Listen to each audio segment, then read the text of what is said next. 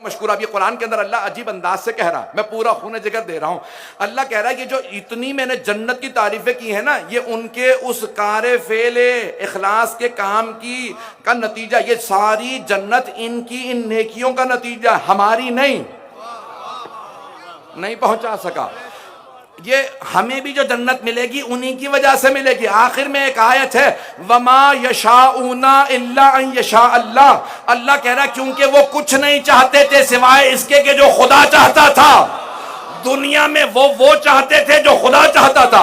آخرت میں اللہ کہے گا میں وہ چاہوں گا جو تم چاہو گے. اسی کو شفاعت کہا جاتا ہے.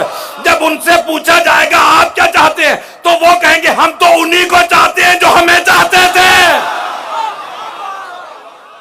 اذان گرامی, وقت نہیں کہ میں اور تفصیل میں جا سکوں, لیکن وما یشاءون الا ان یشاء اللہ. عجیب و غریب آیات ہے نا, کہ اللہ کہتا ہے کہ وہ دنیا میں کچھ چاہتے ہی نہیں تھے. پروردگارہ جو تیری منشا ہے ہم وہی چاہیں گے. اللہ آخرت میں کہے گا اب جو تم چاہو گے میں وہی چاہوں گا. اب سمجھ میں آ رہا ہے شفاعت کا نظام.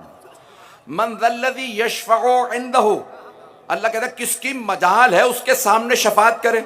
پھر آخر میں فوراً کہہ دیتا ہے الا باذنہ, سوائے اس کے کہ جن کو وہ اذن دے دے. اور اللہ کسی کو بھی اذن دے گا تو محمد و آل محمد کو اذن دے گا.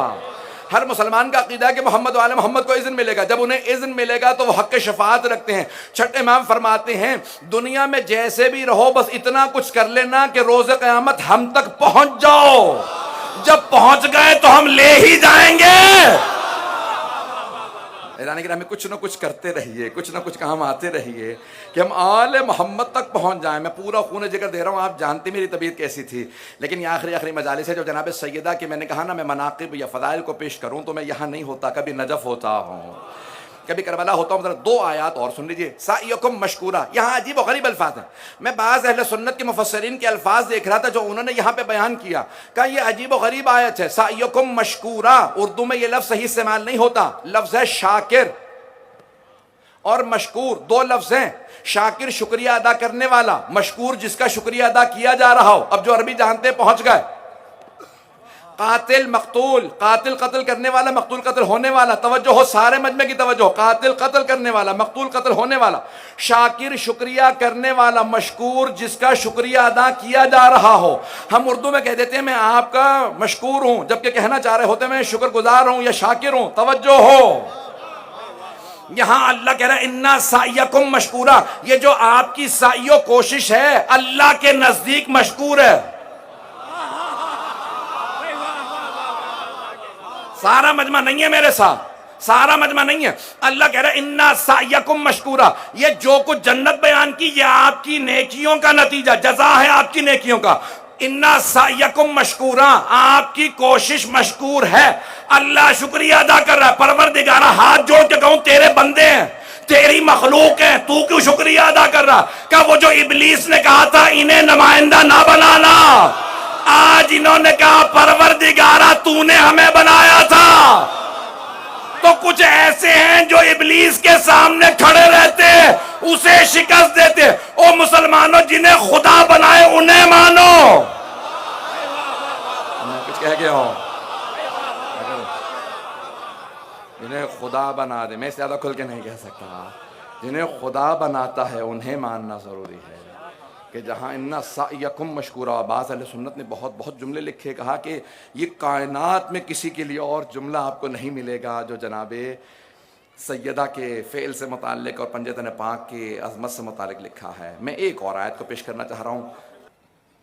سورہ شورا آیت نمبر 22 ہے, 42 سورہ کی آیت نمبر 22. سب نے یہ لکھا ہے شان نزول اس آیت کا. مدینے والے آئے, سب سردار جمع ہوئے, قبائل, اور کہا یا رسول اللہ آپ مکے میں تھے, ہم مدینے میں تھے, اگر آپ مکے میں رہ جاتے ہم کافر ہی مر جاتے. ہمیں ہدایت ملی تو آپ کی وجہ سے. آپ جو ہم سے کہیں گے ہم آپ کو جزا دینے کے لیے تیار ہیں اس ہدایت کی جو آپ نے ہمیں دی. آپ نے ہمیں مسلمان بنایا. آپ کہیں تو جو باغ جس پہ ہاتھ رکھ دیں گے وہ باغ آپ کا, جس زمین پہ کہیں گے وہ زمین آپ کی, جو مزرعہ کھیتی وہ آپ کی, جس خاندان میں کہیں وہاں پہ شادی, جو کہیں, جو گھوڑا چاہیے وہ سواری, اس زمانے جیسے گاڑیاں نہیں ہوتی تھیں, کہ جس سواری سے متعلق ہیں جو کہیں گے ہم آپ کے لیے پیش کرنے کے لیے تیار ہیں اپنی محبت کے اظہار کے لیے. قرآن اٹھا کے دیکھیے, جن انبیاء کی امتیں ہدایت پا گئی تھی تو پورے قرآن کے اندر آپ کو جگہ جگہ مل جائے گا کہ ان سے متعلق وہ امتیں آ کے اپنے انبیاء سے کہتی تھیں کہ ہم آپ کو کچھ جزا دینا چاہتے ہیں، تو سارے انبیاء نے بس ایک ہی جواب دیا، جگہ جگہ قرآن میں ملے گا، ان اجریہ الا علی اللہ، میرا اجر صرف اللہ پہ ہے، تم سے کچھ نہیں چاہیے۔ سارے انبیاء یہی کہتے رہے کہ ان اجریہ الا علی اللہ، میرا اجر صرف اللہ پہ ہے، تم سے کچھ نہیں چاہیے۔ اب یہاں پہ رسول خدا چھوٹے چھوٹے انبیاء کہتے رہے مجھے کچھ نہیں چاہیے، اللہ میرا اجر دے گا۔ اب کائنات کے سب سے عظیم رسول، خاتم النبیین، سید المرسلین سے سارے کے سارے مسلمان کہہ رہے ہیں کہ ہم آپ کو کچھ جزا دینا چاہتے ہیں، آپ نے ہمیں ہدایت دی، تو سرور کائنات نے ممکن ہی نہیں ہے کہ وہ کہتے کہ ہاں مجھے جزا چاہیے۔ توجہ سارے مجمع کی توجہ ہو، ممکن ہی نہیں ہے کہ سرور کا چھوٹے انبیاء جناب ابراہیم، جناب موسیٰ، جناب عیسیٰ، ان سے بھی اگر کہا تو انہوں نے کہا جزا نہیں چاہیے، اللہ جزا دے گا، تو ممکن ہی نہیں ہے سید المرسلین کہیں کہ مجھے جزا دو۔ جب سب کے سب آئے نا کہ ہم آپ کو کچھ دینا چاہتے ہیں اس رسالت کے پہنچانے کے عوض، تو اللہ نے کہا حبیب آپ کچھ نہ کہیے، آدم سے لے کے آپ تک سارے انبیاء کی زحمتوں کا میں جزا بتاؤں گا کیا ہے۔ یہ صرف آپ کی زحمتوں کی نہیں، کیونکہ سب نے کہا تھا ہمیں جزا نہیں چاہیے، اب میں بتاؤں گا سارے انبیاء کی، صرف رسول خدا کی نہیں، سارے انبیاء کی زحمتوں کی جزا کیا۔ قل، آپ کہہ دیجئے، اگر سرور کائنات نے جزا مانگی ہوتی تو آیت آتی کہ لا اسألکم علیہ اجرا، لیکن یہاں پہ ہے قل، آپ کہہ دیجئے، یعنی پیغمبر نے نہیں مانگی، اللہ نے کہا۔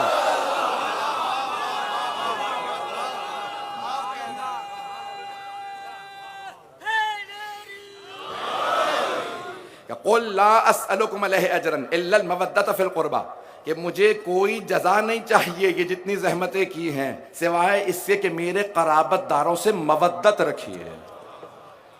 الا المودۃ فی القربى، ودہ سے ہے مودت، حب سے ہے محبت، دونوں عربی کے لفظ ہیں۔ اب میں جملے پیش کر رہا ہوں، اگر سارے مجمع میرے ساتھ توجہ دے کے سنے گا تو یہاں سرور کائنات نے مودت کا تقاضا کیا سارے انبیاء کی، اور اگر کوئی کہے نا کہ جزا نہیں مانگی ہے تو قرآن کی ایک اور آیت بھی ہے، وَمَا سَأَلْتُكُم مِّنْ أَجْرٍ فَهُوَ لَكُمْ، وہ جو میں نے تم سے اجر رسالت مانگا ہے نا وہ میرے کام نہیں آئے گا، تمہارے ہی کام آئے گا۔ فَهُوَ لَكُمْ، قرآن کی ایک اور آیت ہے ان احسنتم احسنتم لانفسکم، اگر تم کبھی کوئی نیکی کرو تو تمہارے ہی کام آئے گی، آل محمد سے مودت کرو تمہارے ہی کام آئے گی۔ بھئی کیسے کام آئے گی؟ ہم تو ماننے کے بعد زحمتیں اٹھا رہے ہیں کہ دنیا کو نہ دیکھنا یہ عارضی ہے، آخرت میں جو کچھ ملے گا انہی کے صدقے میں ملے گا۔ قل لا اسألکم علیہ اجرا الا المودۃ فی القربى، کچھ نہیں چاہیے اجر رسالت کے لیے سوائے اس کے کہ میرے قرابت داروں سے مودت رکھو۔ میرے ایک استاد کہتے تھے کہ اللہ نے محبت بھی کہہ سکتا تھا، محبت نہیں کہا، مودت کہا۔ کہتے ہیں کہ محبت اور مودت میں فرق ہے، محبت کبھی بڑھتی ہے کبھی گھٹتی ہے، مودت صرف بڑھتی ہے۔ توجہ ہو، اور اگر ابھی بھی لوگ نہیں پہنچے تو وہ کہتے تھے کہ مچھلی کو پانی سے محبت نہیں ہوتی،